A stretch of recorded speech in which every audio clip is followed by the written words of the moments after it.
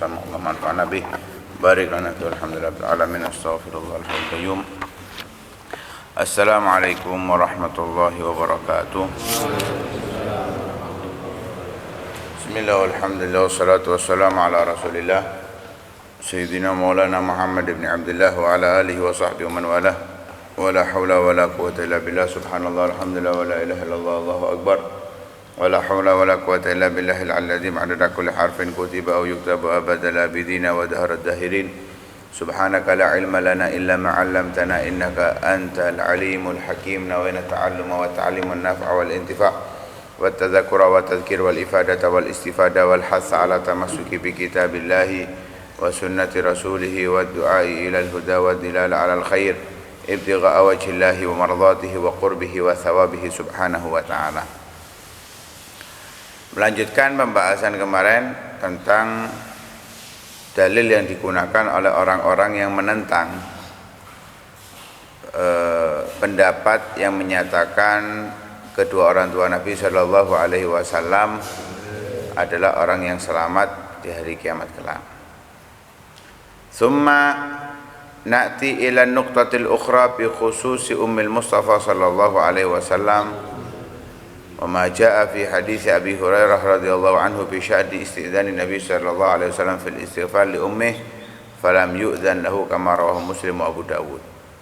Kemudian kita lebih fokus secara khusus ke dalam pembahasan ibunda Nabi Shallallahu Alaihi Wasallam. Kalau kemarin itu secara umum pembahasannya, mau itu orang tua Nabi ataupun usulnya atau ahlul fatrah, tentang izinnya Nabi Shallallahu Alaihi Wasallam untuk mendoakan ampunan untuk bagi ibunya, namun tidak diizinkan oleh Allah Subhanahu Wa Taala sebagaimana diriwayatkan oleh Imam Muslim dan Imam Abu Dawud. Wa ma'lumun aidan anna nahya 'anil istighfar lil musyrikin wa 'anil qiyam 'ala qabri musyrikin kana min qabli hajjatil wada' allati hasala fiha al-istidhan. Sudah diketahui bahwa larangan untuk mendoakan orang kafir, orang musyrik, larangan untuk berkunjung ke makam orang musyrik itu sudah ada sebelum Hajjatul Wada'. Yang terjadi di dalam Hajjatul Wada' itu permintaan izin Nabi Shallallahu Alaihi Wasallam untuk berkunjung kepada ibundanya. Jadi perlu kita ketahui, Nabi itu izinnya di Hajjatul Wada'. Larangan itu sebelum Hajjatul Wada'. Sebagaimana Allah Subhanahu Wa Taala berfirman, maka nalin Nabi walladzina amanu ayastaghfiru lil musyrikin. Tidak semestinya bagi Nabi Muhammad dan orang-orang yang beriman itu memintakan ampun untuk orang-orang musyrik. Dalam ayat yang lain, Nabi ditegur oleh Allah, wa la tusalli ala ahadin minhum mata abadan wa la taqum ala qabrih innahum kafaru billahi wa rasulihi wa matu wa hum fasiqun. Jangan sesekali lagi kamu mensolati salah satu di antara orang-orang kafir, orang-orang munafik fil i'tiqad selama-lamanya, dan jangan kamu kunjungi makam mereka karena mereka adalah orang yang kufur kepada Allah dan Rasulnya serta mereka mati dalam keadaan fasik. Dan Rasulullah Sallallahu Alaihi Wasallam la yatrukul amr alladzi nuhiya anhu. Enggak mungkinlah Nabi itu meminta sesuatu yang sudah dilarang. Itu tidak sebodoh kita. Kita sudah tahu dilarang sik dinyang. Ya. Mosok sih gak oleh didik-didik aja loh. Itu kita ngenyang. Kalau Nabi itu A, Allah berkata A ya A, Allah berkata B ya B. Bahkan arah kiblat itu dirubah, bukan Nabi minta. Nabi gak minta. Nabi punya keinginan saja. Apa itu ayatnya?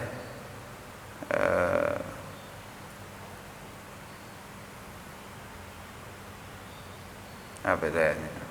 Jadi Allah menyatakan maknanya aku rubah arah kiblat itu atas apa yang aku lihat dalam hatimu, keinginan. Jadi Nabi itu sudah di Mekah, itu kalau sholat posisinya Nabi itu mencari posisi, kan kiblatnya Masjidil Aqsa, cari posisi yang sekiranya menghadap kiblatnya itu Masjidil Aqsa dan juga menghadap Ka'bah, nggak memaling Ka'bah. Qad nara taqallubaka nah, taqalluba wajhika fi sama'i falan walliyannaka qiblatan tardhaha. Aku arahkan kepada kiblat yang kamu inginkan. Nah, sehingga saat Nabi SAW di Madinah, nggak bisa Nabi itu sholat menghadap Masjidil Aqsa plus Ka'bah, karena pasti bertolak belakang. Akhirnya di bulan ke riwayat ada 16, ada riwayat 17, ada riwayat ke 18 baru dibalik ke arah Masjidil Haram, ke Ka'bah. Setelah 18 bulan, ada riwayat 19 bulan juga Nabi di Madinah baru berpindah arah ke Ka'bah. Setelah itu waktu di Mekah, Nabi itu kalau sholat ngadep Masjidil Aqsa yang ngadep juga kepada Ka'bah, karena Nabi kepinginnya seperti itu. Tapi Nabi gak pernah minta kepada Allah. Lah apalagi ini sudah dilarang, Nabi minta kan gak mungkin. Nah Nabi minta pasti itu adalah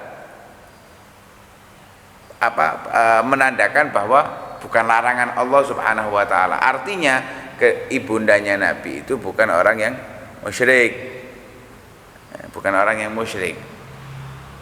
Wala yartakib manhahu anhu rabbuhu, dan Nabi enggak mungkin melakukan apa yang dilarang oleh Allah Subhanahu wa taala, berkunjung kepada makamnya Sayyidah Aminah.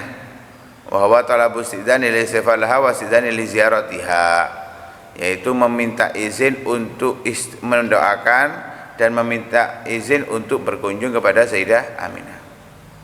Innama huwa li'annahu sahhat taharatuha anta nasi talawuth bisyirki. Hanya saja Sayyidah Aminah itu sudah jelas kesuciannya daripada kotoran mensyirikkan Allah Subhanahu wa taala. Wa dalilun ala islamiha, menandakan bahwa beliau adalah Islam. Islam itu bukan Islam yang bawa Nabi Muhammad, bukan. Islam itu dari Nabi Adam semuanya muslimin, semua para anbiya muslimin. Nabi Isa, iya Nabi Isa muslim. Baca Al-Quran, lihat sifat-sifatnya Nabi Isa disebutkan, muslim, semua para nabi muslim. Karena itu dalilun ala islamiha, yang dilakukan Nabi itu menjadi bukti bahwa itu Sayyidah Aminah adalah muslimah. Wa adam mautiha ala syirki, dan menandakan bahwa tidak mati beliau, tidak wafat beliau dalam keadaan syirik. Wa adamul idzni lahu fil istighfar laha la yadullu ala anna al istighfar laha ghairu maqbulin abadan.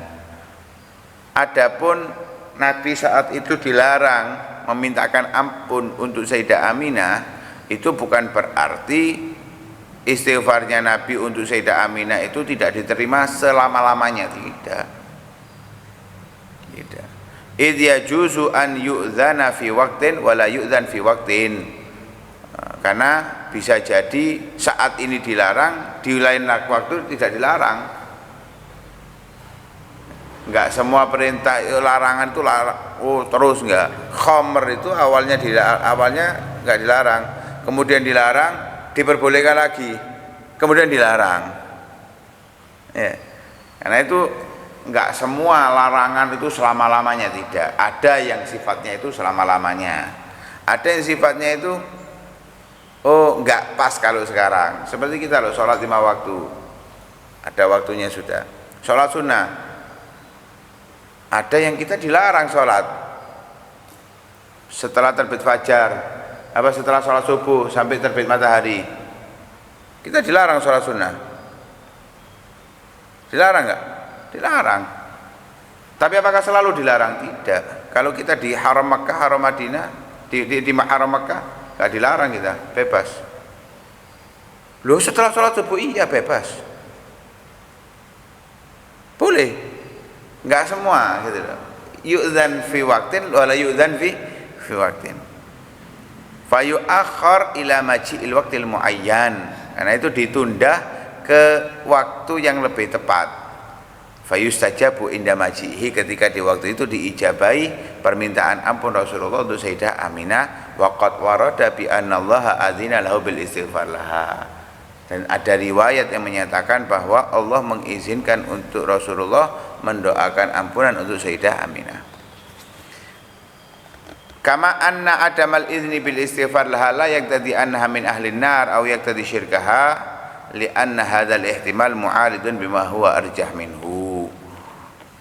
Sebagaimana pula tidak diizininya Nabi untuk mendoakan ampunan kepada Sayyidah Aminah itu tidak menyebabkan keputusan bahwa Sayyidah Aminah itu penghuni neraka dan Sayyidah Aminah itu adalah orang syirik. Tidak.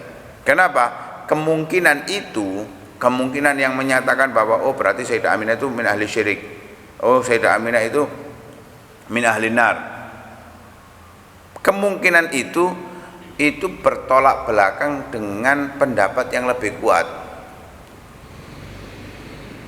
Apa itu pendapat yang lebih kuat? Masabaka fil maslakain, yang sudah kita bahas dari dua metode yang sudah dibahas, min adillatin qur'aniyah wa ahadits, dari dalil-dalil Al-Qur'an dan hadis-hadis yang sudah kita bahas beberapa waktu yang ala anna kulla aslin min usulihi sallallahu alaihi wasallam kana mutadayyinan bil millatil ibrahimiyah istijabatan li doa Ibrahim alaihi salam. Karena setiap daripada leluhur Nabi satu persatu, ayah, ibu, kakek, nenek, terus sampai kepada Nabi Ibrahim alaihi salam, itu mereka beragama mengikuti aturan agama yang dibawa oleh Nabi Ibrahim alaihissalam sesuai doa yang dipanjatkan oleh Nabi Ibrahim dan diijabahi oleh Allah Subhanahu wa taala. Wajnubni wa baniya an na'budal asnam. Jauhkan diriku dan keturunanku untuk menyembah berhala. Dan orang yang lebih pantas untuk mendapatkan doa itu dari dzurriyyahnya Nabi Ibrahim, dari Nabi Ismail, ya usulun Nabi, leluhur Nabi sallallahu alaihi wasallam. Kenapa? Karena haitsu khussu bil istifa, dalam hadis-hadis yang berulang kali kita baca, mereka lah yang dikhususkan untuk dipilih oleh Allah Subhanahu wa taala untuk perpindahan cahaya kenabian satu demi satu dari mereka. Nah, kalau misalkan bukan leluhurnya Nabi Muhammad, maka niscaya ya yang leluhur itulah yang cocok untuk jadi afdalur rasul. Sedangkan kita meyakini bahwa afdalur rasul adalah Nabi Muhammad sallallahu alaihi wasallam. Maka garis keturunan Nabi itulah yang lebih layak untuk mendapatkan doa tersebut. Artinya mereka yang dipilih oleh Allah. Nggak mungkin toh Nabi itu dipilih tapi usulnya nggak jelas. Nggak mungkin. Kalau sudah dipilih orangnya pasti, jangankan yang sebelumnya, yang setelahnya aja pilihan. Sahabat Nabi itu pilihan dari Allah Subhanahu wa taala. Sahabatnya Nabi itu adalah pilihan dari Allah Subhanahu wa taala, enggak sembarangan, apalagi leluhur Nabi sallallahu alaihi wasallam. Fata'ayyana li hadza ta'wil al-hadits bi annahu kana yatlubu ihya'ahuma liyatasharrafa bi suhbatihi sallallahu alaihi wasallam bil imani bih. Maka harus hadis ini yang menyatakan bahwa Nabi dilarang untuk memintakan ampun itu ditakwili bahwa Nabi itu minta dihidupkan kembali. Bukan hal yang dilarang. Meminta dihidupkan kembali itu bukan hal yang dilarang. Tapi Nabi, keinginannya Nabi itu agar mereka berdua, orang tuanya Nabi itu menjadi lebih mulia dengan menjadi sahabatnya Nabi. Sudah mulia, menjadi orang tuanya Nabi sudah mulia, tapi ingin menjadi lebih mulia lagi, mendapatkan titel suhbah, menjadi sahabatnya Nabi Shallallahu Alaihi Wasallam dengan beriman kepada Nabi Shallallahu Alaihi Wasallam. Kan syaratnya jadi sahabat harus hidup bersama Nabi dalam keadaan beriman kepada Nabi di fi zamanin nubuwah, di masa kenabian. Kalau sebelum masa kenabian bukan sahabat. bukan sahabat. Makanya Nabi itu kepingin orang tuanya menjadi sahabat agar apa? Nilainya lebih tinggi di sisi Allah Subhanahu wa taala, selain karena orang tuanya Nabi tapi juga menjadi sahabatnya Nabi Shallallahu alaihi wasallam. Itu yang diinginkan oleh Nabi sallallahu alaihi wasallam, sehingga lah saat itu ditolak oleh Allah Subhanahu wa taala. Walaupun ada riwayat yang mengatakan pula diterima karena melihat kesedihan yang dialami oleh Nabi Shallallahu alaihi wasallam. Atau ditakwili li'annahu talabal izni bil istighfar, atau memang Nabi memang meminta izin untuk memohonkan ampun. Lah memohonkan ampun itu kan enggak harus dari kesalahan. Kalau mohon ampun itu hanya dari kesalahan, yang layak istighfar itu ya kita usatul mukminin, ya orang-orang yang ahli maksiat. Para aulia yang enggak pernah maksiat atau jauh dari kemaksiatan, apa perlu istighfar? Wa sayyidul anbiya, Nabi sallallahu alaihi wasallam enggak kurang dalam sehari 70 kali beristighfar dan bertobat kepada Allah Subhanahu wa taala. Apa perlunya? Kita khol di mana-mana, yang kita kholi lebih mulia dari kita jauh. Tapi yang kita baca apa? Allahumma ja'al wa usil thawaba ma qara'nahu minal Qur'anil adzim wa ma halalna wa mastaghfarna wa sallaina. Kita kirim Fatihah, kita kirim pahala. Sing butuh pahala aulia apa kita?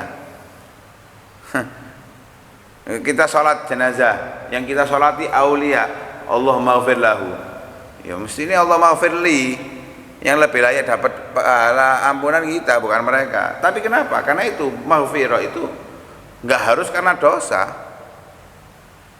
Mungkin bisa jadi maghfirah itu karena tidak sempurna menjalankan kehambaan 100%. Apakah dosa itu? Tidak. Contoh. Kita ini ada tamu, kita suguhkan teh atau kopi, jajan. Waktunya jam makan kita sediakan makan. Tapi kita ucapkan apa biasanya ke tamu? Maaf, seadanya. Ya, apa lek bahasa Jawane biasanya? Enggak. Sekejaaken sak wontene ya. Wis. Sak ono-ono. Padahal mesti ini bagi tamu apa? Kon kei kopi, kon kei mangan, kei syukran jazilan, sudah banyak ini, luar biasa. Tapi sebagai tuan rumah dia menyatakan apa ketika memberikan itu? Merasa kurang sempurna dalam menjamu. Begitu juga kita, aulia itu ibadah luar biasa kepada Allah, tak kurang-kurang ibadahnya. Tapi ya Rabb ma ma'ana amal.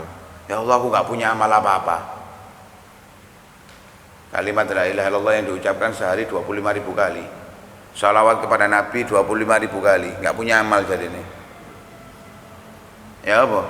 Ya itulah bentuk istighfar itu enggak harus dari ada kesalahan.